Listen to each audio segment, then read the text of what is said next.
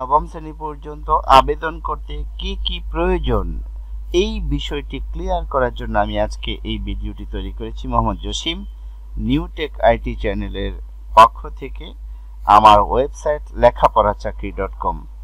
আসুন আমি পরিষ্কারভাবে আপনাদেরকে জানিয়ে দিই, অনেকেই এই সমস্যায় রয়েছেন যে আসলে আবেদন করতে কি কি দরকার হয়, কি কি লাগবে এই বিষয়টি জানে না। তারা বিভিন্ন জায়গায় প্রশ্ন করে, ওয়েবসাইটে মেসেজ অপশনে অনেকেই প্রশ্ন করে থাকেন। তাই আমি এই ভিডিওটি তৈরি করেছি যাতে যারা এই বিষয়টি নিয়ে খুবই সমস্যার মধ্যে রয়েছেন তাদের কিছুটা উপকারে আসে। তো এখন বর্তমানে বিকানেস স্কুল এন্ড কলেজের স্কুল সেকশনে প্রথম শ্রেণীর আবেদন চলছে। গত 20 তারিখ থেকে শুরু হয়ে 25 তারিখ রাত 11:59 পর্যন্ত এই আবেদন চলবে। আমার ওয়েবসাইটে এই সম্পর্কিত একটি পোস্ট রয়েছে এবং নিউ টেক আইটি চ্যানেলে ভর্তি সংক্রান্ত 2টি পোস্ট রয়েছে, ভিডিও রয়েছে, আপনারা এগুলো দেখে নিতে পারেন। কিভাবে ফর্ম ফিল আপ করতে হয় এই সম্পর্কে বিশদ ধারণা দেওয়া হয়েছে। আমি এখানে এই ভিডিওতে যে বিষয়টি ক্লিয়ার করার জন্য কথা বলছি সেটি হচ্ছে কি কি লাগবে। হ্যাঁ, একজন আবেদনকারী অ্যাপ্লিক্যান্ট একটি মেয়ে, কোনো ছেলে বিকানেস স্কুলের কোনো ব্রাঞ্চে আবেদন করতে পারবে না। এই স্কুলটি হচ্ছে মেয়েদের জন্য। মেয়েদের প্রথম ক্লাস হচ্ছে এখানে ক্লাস 1, প্রথম শ্রেণী। এই প্রথম শ্রেণীতে আবেদন করার জন্য লাগবে হচ্ছে জন্ম নিবন্ধন, 1 কপি জন্ম নিবন্ধনের কপি লাগবে।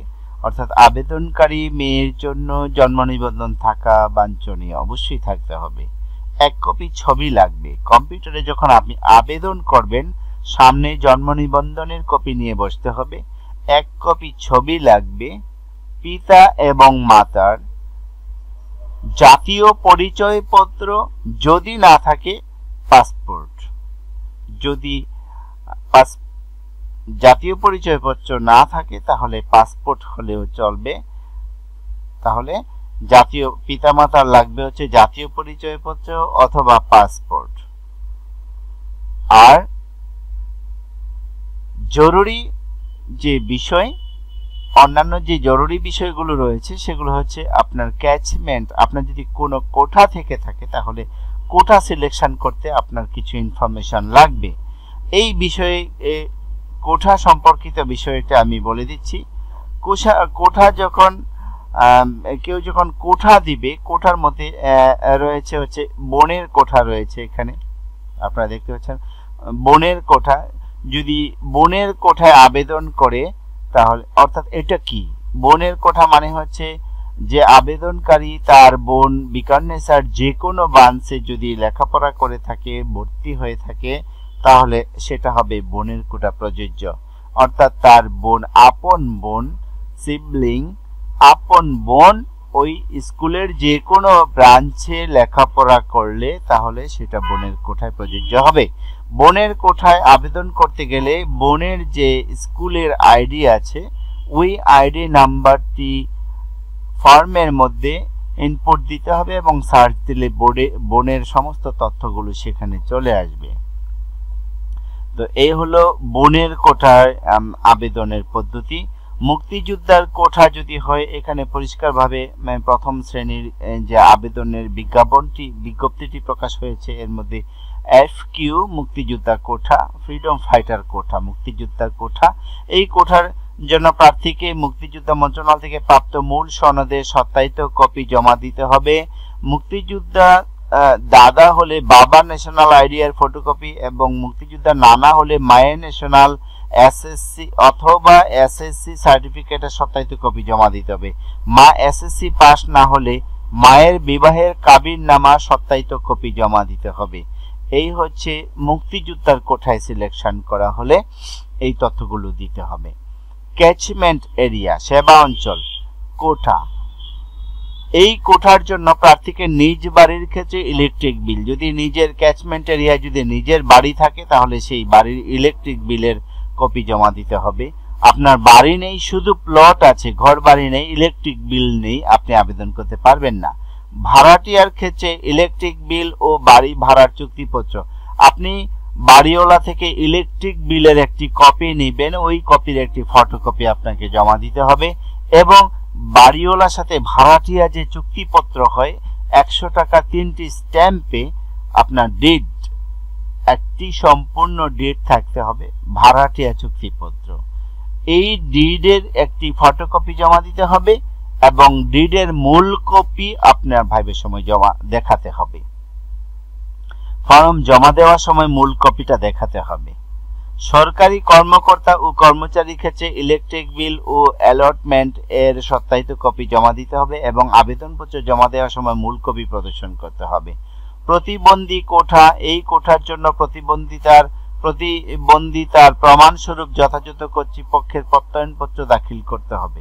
শিক্ষা মন্ত্রণালয়ের কোঠা EMQ, এই কোটার জন্য শিক্ষা মন্ত্রণালয়ের শিক্ষা বোর্ড, মাউসি, NCTB, নায়েম মাধ্যমিক অনুবিভাগ থেকে গৃহীত প্রত্যয়নপত্রের সত্যায়িত কপি ফর্মের সাথে জমা দিতে হবে।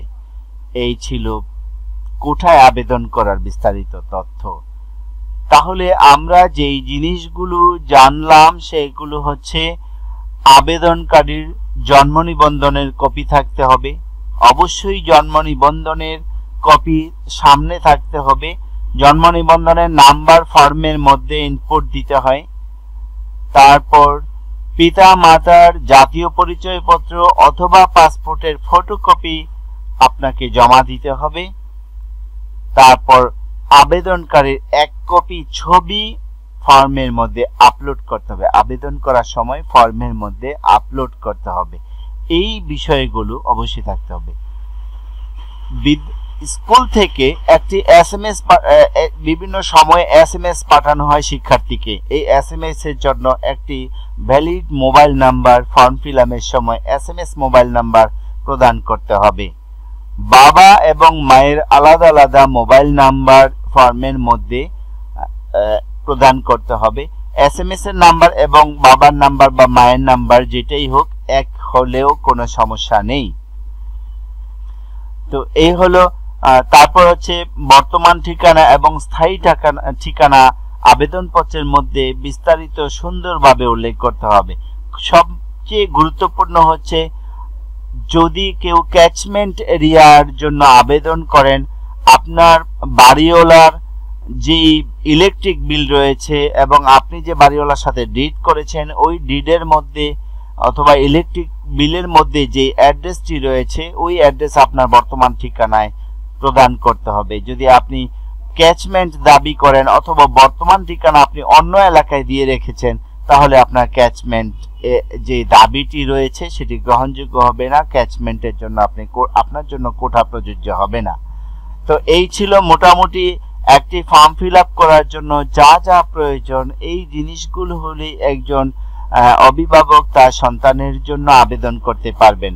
এখানে উল্লেখ করছি যে আপনাদের যে ফর্মটি আছে এই ফর্মটি জমা দিতে হবে। আপনি অনলাইন থেকে যে ফর্মটি ফিল আপ করবেন এবং একটি প্রবেশপত্র পাবেন। এই ফর্ম দুটি আপনি ফর্ম এবং প্রবেশপত্র বিদ্যালয়ে জমা দিতে হবে। সাথে ফর্মের সাথে ফটো অ্যাটাচ করে দিতে হবে, জন্ম নিবন্ধনের কপি অ্যাটাচ করে দিতে হবে এবং পিতা মাতার যে ভোটার আইডি কার্ড অথবা পাসপোর্ট রয়েছে ওই পাসপোর্টের ফটোকপি সত্যায়িত করে জমা দিতে হবে। আবেদনকারীর যে জন্ম নিবন্ধন কপিটি আপনি জমা দিবেন সেটিরও সত্যায়িত করে জমা দিতে হবে। অবশ্যই ফটোকপি জমা দিবেন, সত্যায়িত করবেন, মেইন কপি সত্যায়িত করবেন না। প্রিয় অভিভাবক বৃন্দ, আজকের আমার এই ভিডিওতে একজন আবেদনকারী তার কি কি প্রয়োজন আবেদন করতে আমি এই সম্পূর্ণ বিষয়টি সুন্দরভাবে আপনাদের সামনে তুলে ধরেছি। আপনারা যদি বিন্দুমাত্র উপকৃত হয়ে থাকেন তাহলে আমার এই ভিডিওটিতে লাইক এবং শেয়ার দিতে ভুলবেন না। আর নতুন নতুন ভিডিওগুলো পেতে, এই ধরনের টিপস এন্ড ট্রিক্স গুলো পেতে আপনারা আমার চ্যানেলটি সাবস্ক্রাইব করে রাখুন। সাবস্ক্রাইবে ক্লিক করুন, পাশের বেল বাটনে ক্লিক করুন। সাবস্ক্রাইব বাটনে ক্লিক করে আপনার যদি ইমেল দিয়ে লগইন করা না থাকে তাহলে ইমেল দিয়ে লগইন করুন। ধন্যবাদ জানিয়ে এখানেই শেষ করছি। পরবর্তী ভিডিও দেখার আমন্ত্রণ জানিয়ে আল্লাহ হাফেজ।